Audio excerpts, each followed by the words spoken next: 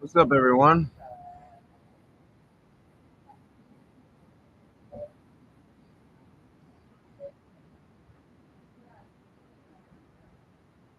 So we listen to this music.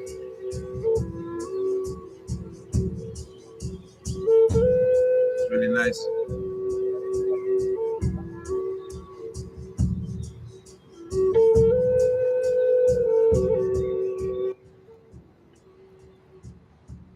All right, so cannabis paranoia. The other day, yesterday, in fact, I was speaking with someone, and they were talking about. We are talking about a place in Wynwood where there's an arcade and there's an indoor laser tag facility. Wynwood is also very 420 friendly. There's lots of smoke and vape shots, and we got to the topic of THC and cannabis and CBD. Now, this person was mentioning that they can't. I said, that'd be a nice combo. You have your vapes, your cannabis products, and you have the laser tag facility. You'll be so sensitive that you'll be dodging lasers. And then the guy, we had a laugh there, and the guy I was speaking with mentioned that he had paranoia that happens with cannabis, and that's why he doesn't use it. Not even the vapes or any other, or even the edibles. So I'm going to talk about what this paranoia is, okay? And ways you can deal with it, okay? And why it happens to some people. Now, before anything, I will also first give praise to nature. All right. I want to take this moment to be grateful for nature, for the medicine and the plant foods and plant medicines that it brings us, including the cigar, including tobacco.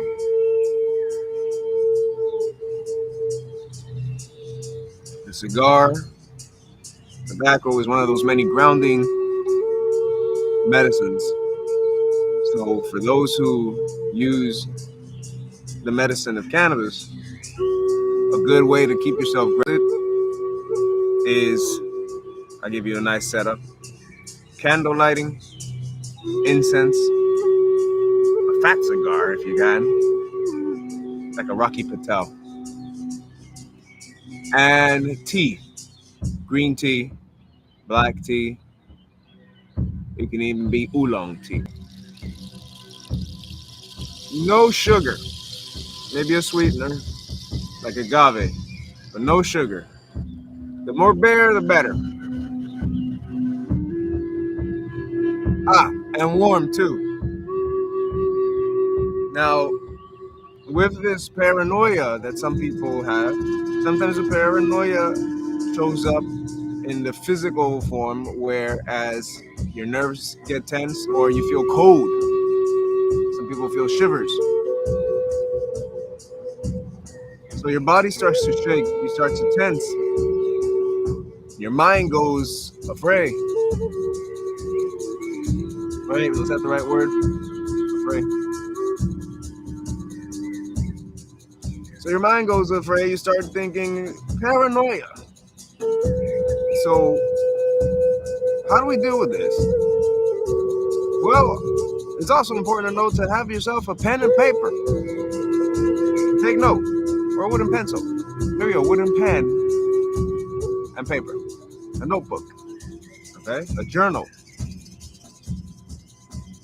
And what you're gonna do is you're going to write all that's passing through your mind. The important thing about this is that when you're using cannabis, it's important to learn to sit with it by yourself. Some people use cannabis and they just want to get in the clouds, get high. You can't be in the clouds, experience the clouds, or be like the clouds if you have something weighing you down. Anything that is weighed down needs to be released. Rain relaxes, rain clears, right? So when clouds become heavy, what do? They either evaporate, and in this case, when your mind becomes heavy, you either evaporate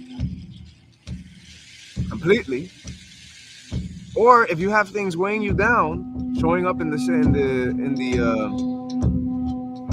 the mechanism of paranoia, I guess you could say, through tension, through cold chills, well, you need to shed, and part of that shedding process is the transmutational process, and that transmutational process works with writing. And now I'm going to guide you. So in order to get rid of this paranoia, these anxieties, your traumas, anything negative that you experience that may be messing with your mind, be trying to, or shows up in your mind, it's not that the medicine is doing you harm. The medicine, if you know how to use it, this is why if I use cannabis, it's by myself, no longer with people, because I already know how people are disrespectful to the sacredness and use it for, like, in a way that's immaterialistic. We can just say that.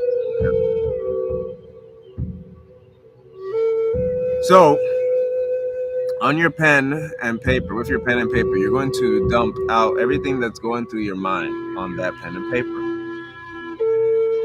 With that pen and paper. Where the paranoia is coming from, why? You have to ask yourself the right questions. Why? Why do you feel paranoia? Why? When you answer that, then you ask yourself, well, why does that? Why is that? Well, because so-and-so. Well, why is that? Well, most likely, the more you ask why, you're going to end up becoming aware of some past trauma or experience that has you, or something you have seen,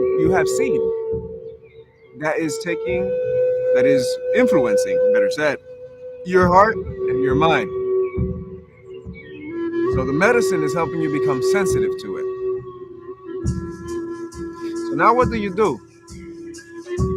Once you find the trauma, whether it's something you've experienced personally or have seen, now you have to ask yourself,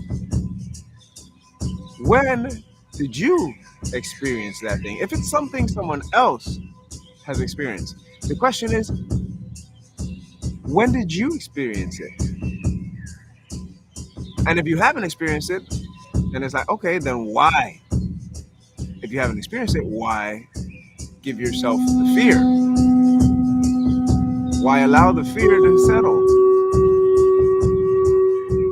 A strong heart and mind will say, well, really is no reason. But then if you're not there yet, you might say, well, because I feel that it might happen to me. Well, why do you feel it might happen to you? And that's where some people get stumped and they say, well, I don't know. I don't know why it might happen to me. There's so many bad things in the world. Bad things such as what? This is called dissecting. We are breaking down these thought processes. Bad things such as what? Oh, people get hurt. I've been hurt before. Oh, you've been hurt before, so you attach. What your mind is doing is you have attached. People get hurt with I've been hurt before. And you've connected it. You've created a chain. And in a way, you could say you've created a block chain within your mind and your heart, your spirit. So you have to break those chains. You have to get to the central source, the source of love, which is within you. So now we go even further.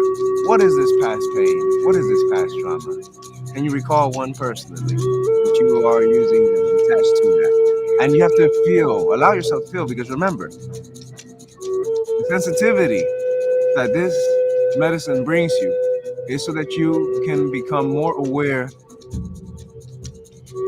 of that essence which is in you, and so that you can learn to hone your ability to reinforce and master yourself and be a master of your spirit. Hence why our channel, this channel, and the name I go by, the title, Spirit Master Chief. So when you find what this trauma and what these pains are, now what I want you to do is I want you to go ahead and I want you to mind the noise.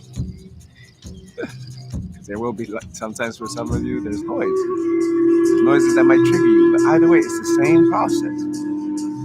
Go right back, break it down. Focus on your breath, okay? Bring all your awareness into yourself, okay? Into this moment. So going back with the pen and paper and asking yourself these questions and breaking it down. I want you to now find what good things in those experiences you can find. And how do you do that? Ask yourself the questions. What are some characteristics that you like and you admire of yourself, or that you admire in general? Qualities of life. Strength, peace, love, guidance, balance, protection. People want to feel protected. So in all those past experiences, were you not protected?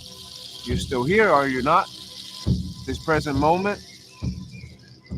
So if you're still here in this present moment with this sacred plant, then isn't that a good thing?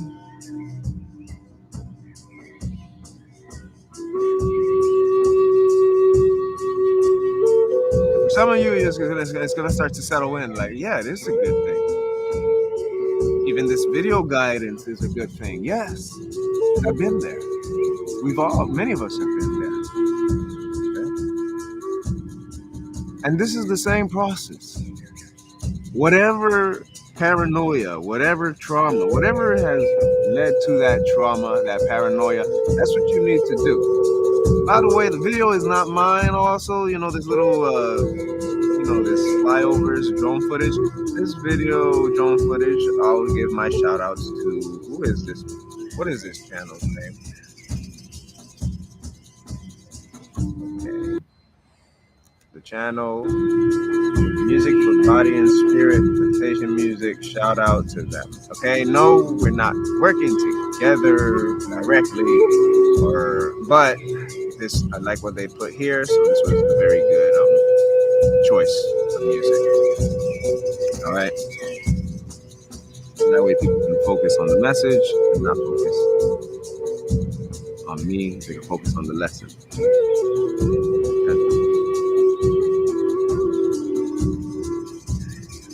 So,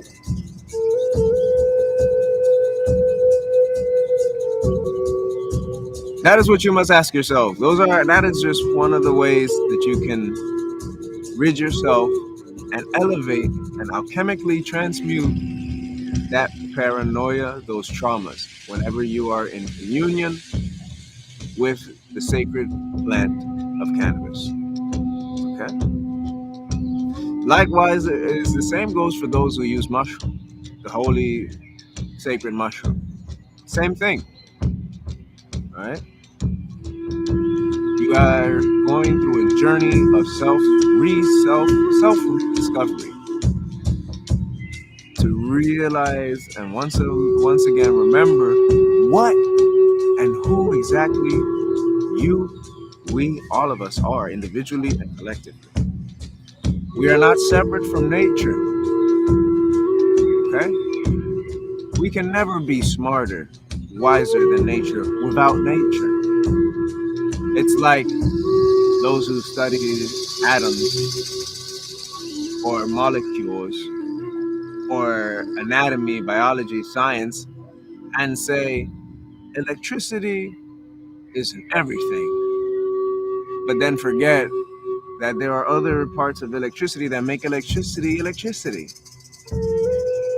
and then try to say is it's as if electricity grew a mouth, an egotistical mouth, and said, "Well, I don't need these things. I don't need this thing that makes me. That's a part of me. I don't need these layers." Wrong. These layers work together, and they're all spiritual. So, likewise, human, we are part of nature. Okay, you're a part of nature. You're not separate from nature. So trying to be smarter than nature without nature, never gonna happen. Never gonna happen. Okay.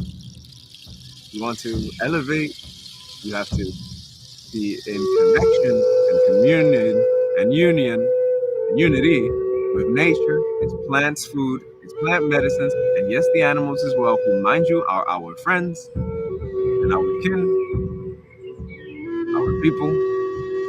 They are not food. Hope that helps out, y'all. That's all I have for now. We're gonna end right there. That's all I have. Hope you guys like that. Peace.